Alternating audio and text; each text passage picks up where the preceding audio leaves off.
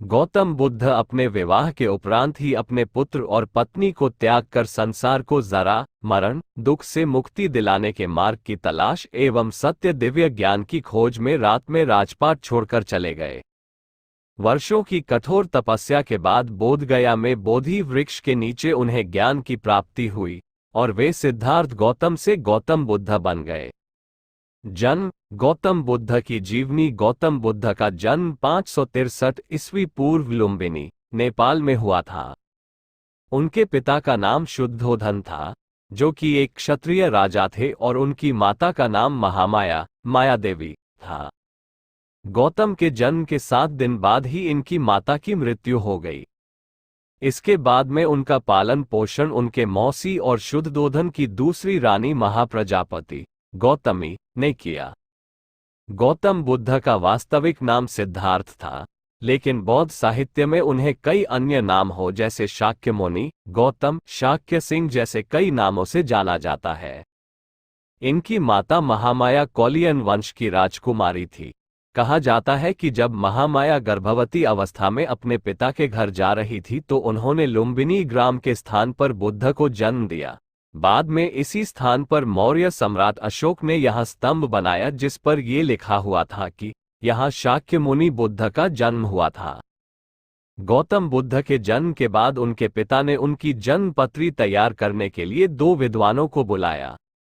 उनमें से एक विद्वान ने यह भविष्यवाणी की कि नवजात शिशु बड़ा होकर एक महापुरुष बनेगा। ये संसार को त्याग कर संन्यास धारण करेगा। शुद्धोधन के लिए ये भविष्यवाणी चिंता का कारण बन गई और उन्होंने अपने पुत्र को पालन की ओर विशेष ध्यान दिया और जिससे उनका मन सांसारिक कार्यों में लगाया जा सके। शुद्धोधन ने सिद्धार्थ की एकांत प्रियता को खत्म करने के लिए उनका विवाह 16 वर्ष की आयु में यशोधरा से करवा दिया, जिसके कुछ समय बाद यशोधरा के एक पुत्र भी पैदा हुआ जिसका नाम राहुल रखा गया था। शिरडी साईं बाबा की जीवनी। शिरडी साईं बाबा बायोग्राफी। हिंदी शिक्षा। सिद्धार्थ ने गुरु विश्वामित्र के पास वेद और उपनिषद को तो पढ़ा ही और उसके साथ साथ राजकाज और युद्ध विद्या की शिक्षा ली। गौतम से कुश्ती, घुड़दौड़, तीर कमान, रथ हाँकने में कोई उसकी बराबरी नहीं कर पाता था। गृह त्याग। गौतम बुद्ध ने अपने पुत्र के जन्म के बाद दुखी होकर कहा कि आज मेरे बंधन श्रृंखला की एक और कड़ी बढ़ गई है। कहा जाता है कि बौद्ध साहित्य के अनुसार उनके जीवन की 4 घटनाओं ने उन्हें बहुत ही प्रभावित किया जिससे उन्होंने घर छोड़ने का मन बना लिया। जैसा कि प्रसिद्ध है, राजकुमार सिद्धार्थ अपने सारथी चन्ना के साथ में सवार होकर घूमने के लिए जाया करते थे। सैर करते समय उन्होंने भिन्न भिन्न अवसरों पर एक वृद्ध पुरुष, एक रोगी, एक मृतक और एक सन्यासी को देखा। इन दृश्यों को देखकर सिद्धार्थ को तब पक्का विश्वास हो गया कि यह संसार दुखों का घर है और यह शरीर तथा सांसारिक सुख दुख सभी एक क्षण के ही है। इन सब के कारण सिद्धार्थ का मन अशांत रहने लगा। सत्य ज्ञान की प्राप्ति के लिए उन्होंने संन्यास ग्रहण करने का निश्चय लिया। वैराग्य की भावना सिद्धार्थ के मन में धीरे धीरे प्रबल होती चली गई और उन्होंने एक रात अपने घर बार, माता पिता, पत्नी और पुत्र तथा राजसी ठाठ बाट को छोड़कर चुपके से जंगलों में चले गए। उनका गृह त्याग निश्चय ही एक महात्याग था। गृह त्याग करते समय सिद्धार्थ की आयु मात्र 29 वर्ष थी। ज्ञान की खोज। गौतम बुद्ध की जीवनी। गृह त्याग करने के तुरंत पश्चात ही राजकुमार सिद्धार्थ ने अपने बहुमूल्य वस्त्र भी उतार दिए और अपने कोमल केशों को भी कटवा दिया और वे भगवे रंग के वस्त्र पहनकर सन्यासी बन गए। सत्य और ज्ञान की प्राप्ति के लिए सिद्धार्थ ने अनेक साधुओं से मिले।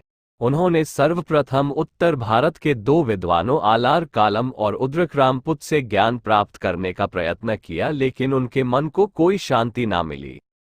इसके बाद गया के निकट निरंजन नदी के किनारे ओरुवेल नामक वन में उन्होंने अपने 5 साथियों के साथ घोर तपस्या की।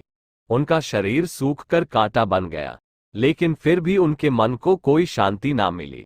इसके पश्चात उन्होंने तपस्या का मार्ग छोड़ने का संकल्प किया और सुजाता नाम एक स्त्री के हाथ से दूध पीकर अपनी भूख शांत की।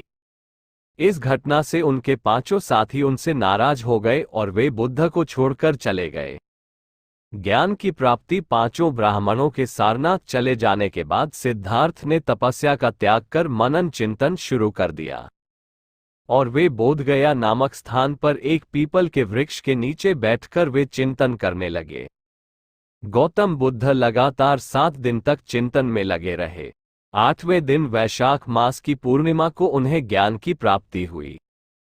उन्होंने ये जान लिया कि मनुष्य की अपनी वासना ही उसके दुख का मूल कारण है और इन वासनाओं का दमन करने से ही उसे मन शांति मिल सकती है। सिद्धार्थ को ये ज्ञान 35 वर्ष की आयु में प्राप्त हुआ और वे उसी दिन से बुद्ध बन गए। बोधगया में जिस वृक्ष के नीचे गौतम बुद्ध ने ज्ञान प्राप्त किया उसे बौद्ध वृक्ष के नाम से जाना जाता है। धर्म प्रचार ज्ञान प्राप्ति के बाद महात्मा बुद्ध ने अपने धर्म का प्रचार करने का निश्चय किया। उन्होंने अपना पहला उपदेश सारनाथ में उन 5 ब्राह्मणों को दिया जो पथभ्रष्ट समझकर उनका साथ छोड़कर चले गए थे। बुद्ध के उपदेश से प्रभावित होकर इन 5 ब्राह्मणों ने बौद्ध धर्म ग्रहण कर लिया। इस घटना को इतिहास में धर्म चक्र परिवर्तन कहा जाता है। शीघ्र ही महात्मा बुद्ध की कृति चारों ओर फैलने लगी। महात्मा बुद्ध 45 वर्ष तक देश के कई भागों में धर्म प्रचार में लगे रहे। कुछ ही समय बाद बुद्ध के शिष्यों की संख्या हजारों में पहुंच गई, यहां तक कि कौशल के राजा प्रसन्नजीत, मगध के बिंबिसार और अजातशत्रु, वैशाली की प्रसिद्ध गणिका आम्रपाली, स्वयं खुद के पिता शुद्धोधन और पुत्र राहुल ने भी उसके धर्म को ग्रहण किया। अपने प्रिय शिष्य आनंद के विशेष आग्रह करने पर उन्होंने स्त्रियों को भी बौद्ध धर्म की दीक्षा देना स्वीकार कर लिया। महात्मा बुद्ध की शिक्षाएं सादी तथा व्यवहारिक जीवन से संबंध रखने वाली थी। उन्होंने आत्मा तथा परमात्मा के बारे में गूढ़ तथा पेचीदा बातों का प्रचार नहीं किया। उनके द्वारा विधानात्मक सिद्धांत और निषेधात्मक सिद्धांत थे। 4 आर्य सत्य। गौतम बुद्ध की जीवनी बौद्ध धर्म की आधारशिला उनके 4 आर्य सत्य है। उसके अन्य सिद्धांतों का विकास भी इन शब्दों के आधार पर ही हुआ है। ये 4 आर्य सत्य इस प्रकार है। दुख। महात्मा बुद्ध के अनुसार संसार दुखों का घर है। दुख समुदाय बुद्ध के अनुसार दुख का कारण सांसारिक विषयों की कभी न बुझने वाली प्यास है। इस प्यार के वशीभूत होकर मनुष्य अनेक प्रकार के स्वार्थपूर्ण कार्य करता है तथा इन कार्यों के फलस्वरूप से दुख प्राप्त होते हैं। अपनी इच्छाओं के कारण ही मनुष्य सांसारिक बंधनों से मुक्त नहीं हो पाता और बार बार इस संसार में आकर कष्ट भोगता रहता है। दुख निरोध। महात्मा बुद्ध के अनुसार यदि मनुष्य दुख के कारण को ही समाप्त कर दे तो उसे दुखों से मुक्ति प्राप्त हो सकती है। इच्छाओं और वासनाओं का दमन करके मनुष्य दुखों से छुटकारा पा सकता है। त्याग भी दुख निरोध है। दुख निरोध का मार्ग तृष्णा तथा अविद्या आदि दुखों के कारणों को दूर करने के लिए बुद्ध ने जो मार्ग अपनाया वह दुख निरोध मार्ग कहलाता है। इस अष्टांगिक मार्ग कहा गया है। अष्टांगिक मार्ग। महात्मा बुद्ध ने अपने अनुयायियों को 8 सिद्धांत अपनाने का उपदेश दिया जिन्हें बौद्ध दर्शन में अष्ट मार्ग कहा जाता है। ये सिद्धांत वास्तव में उनकी शिक्षाओं का सार है। इन पर चलने से मनुष्य का जीवन पवित्र हो जाता है तथा उनकी इच्छाओं का दमन हो जाता है। अष्ट मार्ग के अनुसार 8 नियम इस प्रकार है। सत्य दृष्टिकोण, सत्य वचन, सत्य विचार, सत्य कर्मों, निर्वाह की विशुद्ध प्रणाली, विशुद्ध और ज्ञान मुक्त प्रयास, सत्य स्मृति और सत्य ध्यान यानी चित्त की एकाग्रता से है। निषेधात्मक सिद्धांत। ईश्वर पूजा में अविश्वास, वेदों में अविश्वास, संस्कृत भाषा में अविश्वास, जाति प्रथा में अविश्वास, तपस्या में अविश्वास, बाह्य आडंबरों का विरोध। इसे भी पढ़े। चौधरी चरण सिंह की जीवनी। चौधरी चरण सिंह बायोग्राफी। हिंदी। मृत्यु। गौतम बुद्ध की जीवनी। बुद्ध की मृत्यु लगभग 80 वर्ष की आयु में हुई जब वे पावानगर में गए थे। यहाँ उन्होंने एक लोहार के घर भोजन किया जिससे उन्हें पेचिश हो गई। गोरखपुर में कुशीनगर के स्थान पर पहुंचने पर उनका स्वास्थ्य और अधिक बिगड़ गया और उन्होंने अपने प्राण त्याग दिए। लेकिन कई भारतीय विद्वानों के सूत्रों के अनुसार उनकी मृत्यु 483 बीसी में वैशाख मास की पूर्णिमा को मानी जाती है और कई विद्वान बुद्ध की मृत्यु को ऐतिहासिक उदाहरण सहित 487 ईवी में स्वीकार करते हैं। बुद्ध के शरीर त्यागने की इस घटना को बौद्ध लोग महापरिनिर्वाण कहा जाता है अपनी मृत्यु के पूर्व उनका अंतिम उपदेश था। हे भिक्षुओं, तुम आत्मदीप बनकर विचारो, तुम अपनी ही शरण जाओ, किसी अन्य का सहारा मत ढूंढो, केवल धर्म को अपना